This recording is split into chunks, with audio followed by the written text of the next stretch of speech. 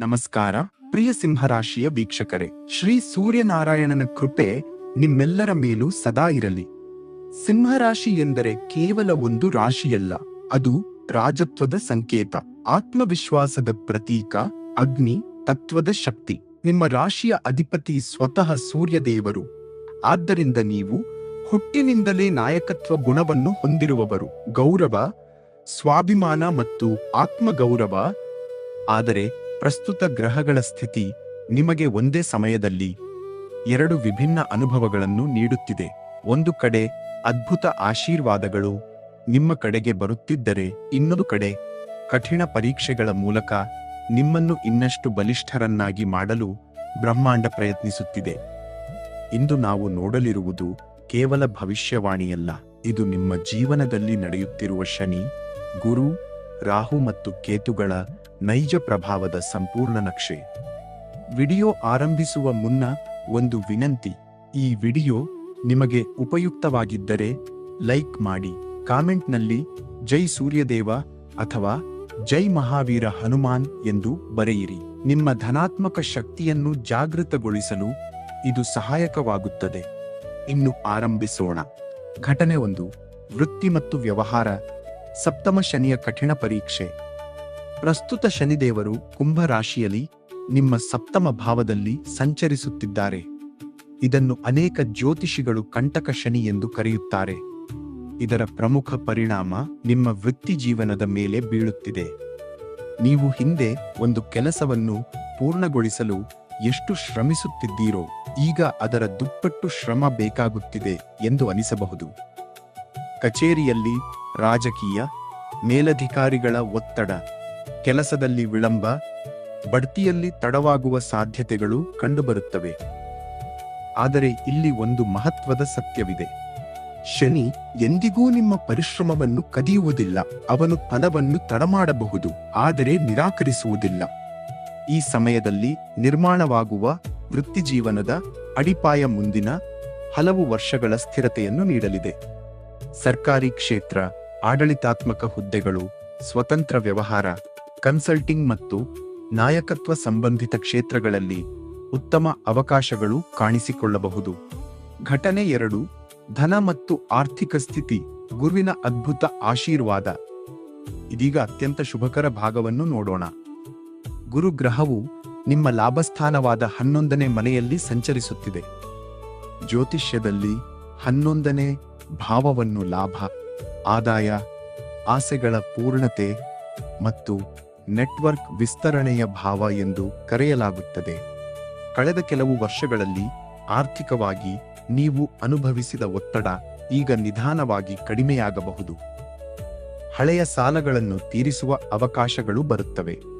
ನಿಲ್ಲಿಸಿದ್ದ ಹಣ ಮರಳಿ ಸಿಗಬಹುದು. ಹೊಸ ಆದಾಯದ ಮೂಲಗಳು ತೆರೆಯಬಹುದು. ಸ್ನೇಹಿತರು, ಹಿರಿಯರು ಅಥವಾ ಪ್ರಭಾವಿ ವ್ಯಕ್ತಿಗಳ ಮೂಲಕ ಲಾಭ ದೊರೆಯುವ ಸಾಧ್ಯತೆಗಳಿವೆ. ಶನಿಯಿಂದ ಉಂಟಾಗುವ ಒತ್ತಡವನ್ನು ಸಮತೋಲನಗೊಳಿಸುವ ಶಕ್ತಿ ಈಗ ಗುರುವಿನಲ್ಲಿದೆ. ಆದ್ದರಿಂದ ಹಣಕಾಸಿನ ವಿಷಯದಲ್ಲಿ ನಿರಾಶರಾಗುವ ಅಗತ್ಯವಿಲ್ಲ. ಘಟನೆ 3: ಸಂಬಂಧಗಳು ಮತ್ತು ಕುಟುಂಬ ಜೀವನ. ಸಪ್ತಮ ಭಾವವು ಕೇವಲ ವಿವಾಹವನ್ನೇ ಸೂಚಿಸುವುದಿಲ್ಲ, ಅದು ಪಾಲುದಾರಿಕೆ, ಸ್ನೇಹ ಮತ್ತು ಜೀವನದ ಪ್ರಮುಖ ಸಂಬಂಧಗಳನ್ನು ಸೂಚಿಸುತ್ತದೆ. ಶನಿ ಇಲ್ಲಿ ಸಂಚರಿಸುವಾಗ ಸಂಬಂಧಗಳ ನೈಜ ಪರೀಕ್ಷೆ ನಡೆಯುತ್ತದೆ. ಗಂಡ ಹೆಂಡತಿಯ ನಡುವೆ ಸಣ್ಣ ವಿಷಯಗಳು ದೊಡ್ಡ ಚರ್ಚೆಗಳಾಗಬಹುದು. ಹಳೆಯ ಅಸಮಾಧಾನಗಳು ಹೊರಬರಬಹುದು. ಕೆಲವರು ತಮ್ಮ ಸಂಗಾತಿಯಿಂದ ಭಾವನಾತ್ಮಕ ದೂರವನ್ನು ಅನುಭವಿಸಬಹುದು. ಆದರೆ ಶನಿಯ ಉದ್ದೇಶ ಸಂಬಂಧವನ್ನು ಮುರಿಯುವುದು ಅಲ್ಲ, ಅದರ ಬಲವನ್ನು ಪರೀಕ್ಷಿಸುವುದು. ಈ ಸಮಯದಲ್ಲಿ ತಾಳ್ಮೆ, ಸಂವಹನ ಮತ್ತು ಪರಸ್ಪರ ಗೌರವ ಬಹಳ ಮುಖ್ಯ. ಅಹಂಕಾರದಿಂದ ತೆಗೆದುಕೊಳ್ಳುವ ನಿರ್ಧಾರಗಳು ಭವಿಷ್ಯದಲ್ಲಿ ಪಶ್ಚಾತ್ತಾಪಕ್ಕೆ ಕಾರಣವಾಗಬಹುದು. ಘಟನೆ 4: ಆರೋಗ್ಯ ಮತ್ತು ಮಾನಸಿಕ ಶಾಂತಿ. ರಾಹು ಪ್ರಸ್ತುತ ಅಷ್ಟಮ ಭಾವದಲ್ಲಿ ಸಂಚರಿಸುತ್ತಿದೆ. ಅಷ್ಟಮ ಭಾವವು ರಹಸ್ಯಗಳು, ಆಕಸ್ಮಿಕ ಬದಲಾವಣೆಗಳು ಮತ್ತು ಆಂತರಿಕ ಭಯಗಳ ಸ್ಥಾನ. ರಾಹುವಿನ ಪ್ರಭಾವದಿಂದ ಕೆಲವು ಸಿಂಹ ರಾಶಿಯವರು ಈ ಕೆಳಗಿನ ಅನುಭವಗಳನ್ನು ಎದುರಿಸಬಹುದು: ಅನಗತ್ಯ ಚಿಂತೆ, ನಿದ್ರಾಹೀನತೆ, ತಲೆನೋವು, ಮಾನಸಿಕ ಒತ್ತಡ, ಭವಿಷ್ಯದ ಬಗ್ಗೆ ಅತಿಯಾದ ಯೋಚನೆ, ಸೂರ್ಯದ ಅಗ್ನಿಶಕ್ತಿ ಮತ್ತು ರಾಹುವಿನ ಗೊಂದಲಕಾರಿ ಶಕ್ತಿ ಸೇರಿಕೊಂಡಾಗ ಮನಸ್ಸು ಅಶಾಂತವಾಗಬಹುದು. ಆದ್ದರಿಂದ ನಿಯಮಿತ ವ್ಯಾಯಾಮ, ಯೋಗ, ಧ್ಯಾನ ಮತ್ತು ಬೆಳಗಿನ ಸೂರ್ಯನ ಕಿರಣಗಳಲ್ಲಿ ಸಮಯ ಕಳೆಯುವುದು ಬಹಳ ಮುಖ್ಯ. ಘಟನೆ 5. ಆಸ್ತಿ ಪ್ರಯಾಣ ಮತ್ತು ಶಿಕ್ಷಣ. ಗುರುವಿನ ಅನುಗ್ರಹದಿಂದ ಉನ್ನತ ಶಿಕ್ಷಣದ ಅವಕಾಶಗಳು ಹೆಚ್ಚಾಗುತ್ತವೆ. ಹೊಸ ಕೌಶಲ್ಯ ಕಲಿಯಲು ಇದು ಅತ್ಯುತ್ತಮ ಸಮಯ. ವಿದೇಶ ಪ್ರಯಾಣ ಅಥವಾ ಆಧ್ಯಾತ್ಮಿಕ ಕ್ಷೇತ್ರಗಳಿಗೆ ಭೇಟಿ ನೀಡುವ ಯೋಗಗಳು ಕಂಡುಬರುತ್ತಿವೆ. ಪೂರ್ವಜರ ಆಸ್ತಿ ಅಥವಾ ಕುಟುಂಬದ ಭೂಮಿ ಸಂಬಂಧಿತ ವಿಚಾರಗಳಲ್ಲಿ ನಿಧಾನವಾಗಿ ಸ್ಪಷ್ಟತೆ ಬರಬಹುದು. ಹಲವು ವರ್ಷಗಳಿಂದ ಬಾಕಿ ಉಳಿದಿದ್ದ ದಾಖಲೆ ಅಥವಾ ಕಾನೂನು ಸಂಬಂಧಿತ ಸಮಸ್ಯೆಗಳು ಪರಿಹಾರದ ಹಂತಕ್ಕೆ ತಲುಪಬಹುದು. ಈಗ ಒಂದು ಅತ್ಯಂತ ಮಹತ್ವದ ವಿಷಯ. ಸಿಂಹ ರಾಶಿಯವರಿಗೆ ದೊಡ್ಡ ಶತ್ರು ಯಾವಾಗಲೂ ಹೊರಗಿನಿಂದ ಬರುವುದಿಲ್ಲ. ಅನೇಕ ಬಾರಿ ಅದು ಒಳಗೆ ಅಡಗಿರುತ್ತದೆ. ನೆರಳು 1. ಅಹಂಕಾರ ಮತ್ತು ಹಠ. ರಾಜನಿಗೆ ಆದೇಶ ನೀಡುವುದು ಸುಲಭ, ಆದರೆ ಸಹಾಯ ಕೇಳುವುದು ಕಷ್ಟ. ಸಿಂಹ ರಾಶಿಯವರು ಸಂಕಷ್ಟದಲ್ಲಿದ್ದರೂ ಸಹಾಯ ಕೇಳಲು ಹಿಂಜರಿಯುತ್ತಾರೆ. ಅವರಿಗೆ ಎಲ್ಲವನ್ನೂ ತಾವೇ ನಿಭಾಯಿಸಬೇಕು ಎಂಬ ಭಾವನೆ ಇರುತ್ತದೆ. ಆದರೆ ಶನಿ ಕಲಿಸುವ ಪಾಠವೇ ವಿನಮ್ರತೆ. ಅಗತ್ಯವಿದ್ದಾಗ ಸಹಾಯ ಕೇಳುವುದು ಒಂದು ಶಕ್ತಿ. ನೆರಳು 2. ಹೊಗಳಿಕೆಯ ಬಲೆಗೆ ಬೀಳುವುದು.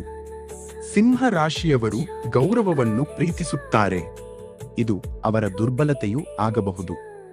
ಕೆಲವರು ನಿಮ್ಮನ್ನು ಮುಖಾಮುಖಿಯಾಗಿ ಹೊಗಳಿ ನಿಮ್ಮ ಉದಾರತೆಯನ್ನು ಬಳಸಿಕೊಳ್ಳಬಹುದು.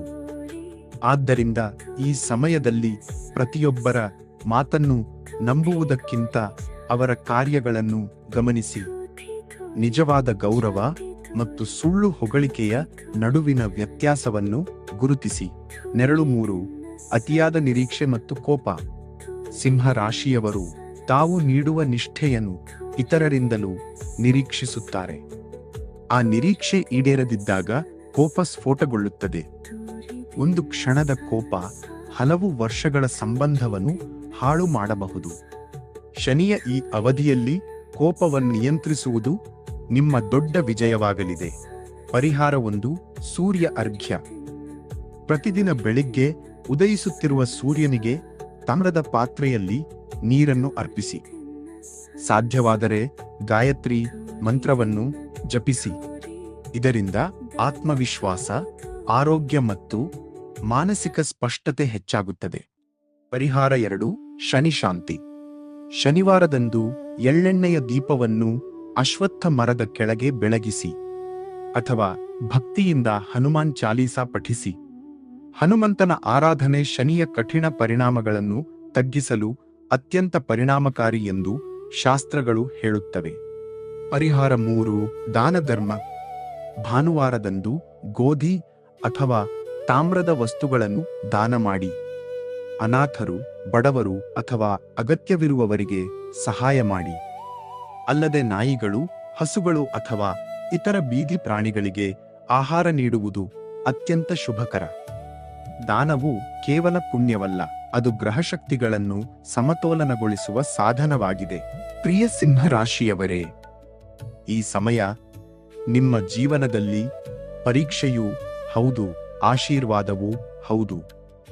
ಶನಿ ನಿಮ್ಮನ್ನು ಬಲಿಷ್ಠರನ್ನಾಗಿಸುತ್ತಿದ್ದಾನೆ. ಗುರು ನಿಮ್ಮ ಪ್ರಯತ್ನಗಳಿಗೆ ಲಾಭವನ್ನು ತರುತ್ತಿದ್ದಾನೆ. ರಾಹು ನಿಮ್ಮ ಆಂತರಿಕ ಶಕ್ತಿಯನ್ನು ಅರಿಯುವಂತೆ ಮಾಡುತ್ತಿದ್ದಾನೆ.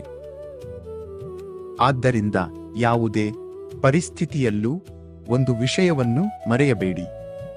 ಕಾಡು ಎಷ್ಟೇ ದಟ್ಟವಾಗಿದ್ದರೂ ಸಿಂಹ ತನ್ನ ರಾಜತ್ವವನ್ನು ಎಂದಿಗೂ ಕಳೆದುಕೊಳ್ಳುವುದಿಲ್ಲ.